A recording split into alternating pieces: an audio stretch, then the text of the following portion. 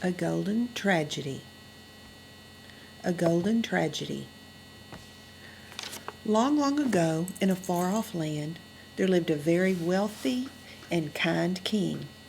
King Midas had everything anyone could hope for. He had immense wealth, a peaceful kingdom, and a beautiful daughter whom he loved dearly.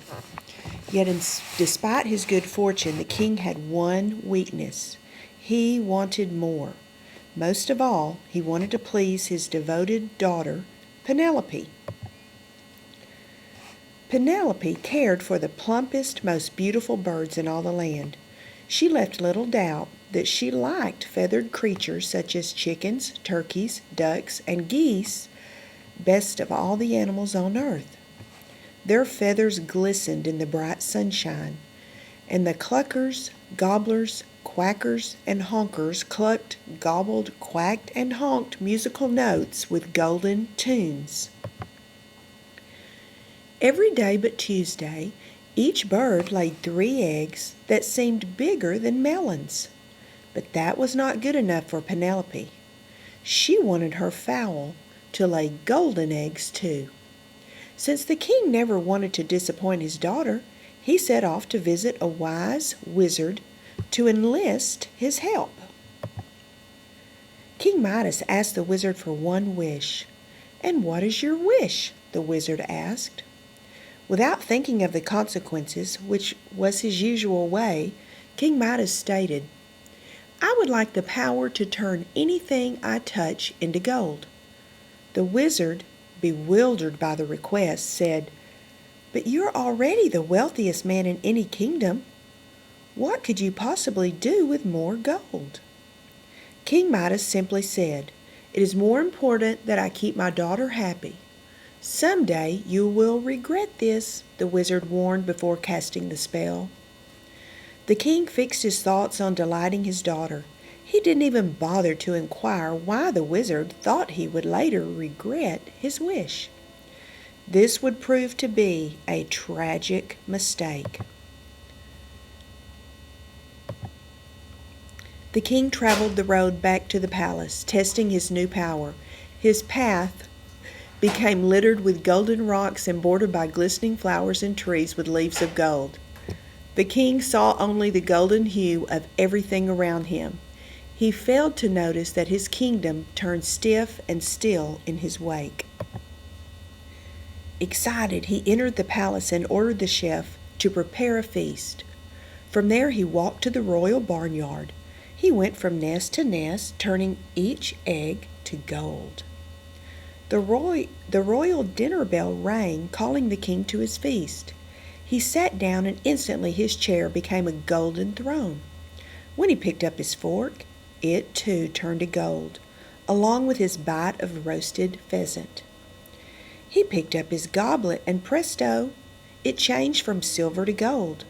As the liquid inside touched his lips, it became solid gold. "What is this?" exclaimed the king. "What have I done? Whatever shall I drink or eat?" Just then Penelope came running into the room, dancing about in great excitement. "Father, father," she shouted with glee, "look what I found in the barnyard nests, golden eggs." She threw her arms around her father's neck and gave him a huge hug. As one might expect, a tragedy occurred. Penelope froze in her loving embrace, stiff as a statue.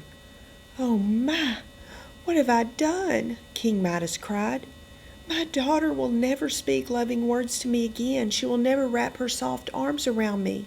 Whatever will I do?" King Midas worked himself into a frenzied panic. He paced in circles, he dithered and fretted. Then it struck him. He had to return to the wizard and ask for another wish.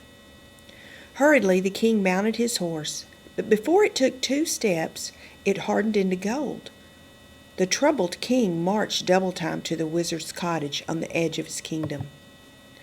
When he arrived, he rushed to the door and rapped furiously. "Let me in! Let me in!" His voice quivered and quaked.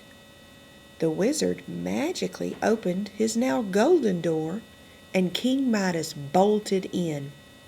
"You must grant me another wish," the king demanded. "I have made a terrible mistake. Please," he begged, "turn all that I've touched back to what it was." "The only way I can do that is to take away all the gold and glitter that surrounds you," warned the wizard. "Even that which you had before this greedy golden touch overtook you. Only then can the spell be reversed. Do you understand?" "Do what you must, but do it quickly," urged the king wildly. With a flick of his wrist, the wizard removed the power that had become the king's curse. King Midas's clothes became drab and common. His palace shrank into a humble house. The king lost all that made him wealthy, but gained something far more precious: his daughter. He learned that there was much more to life than glitter and gold.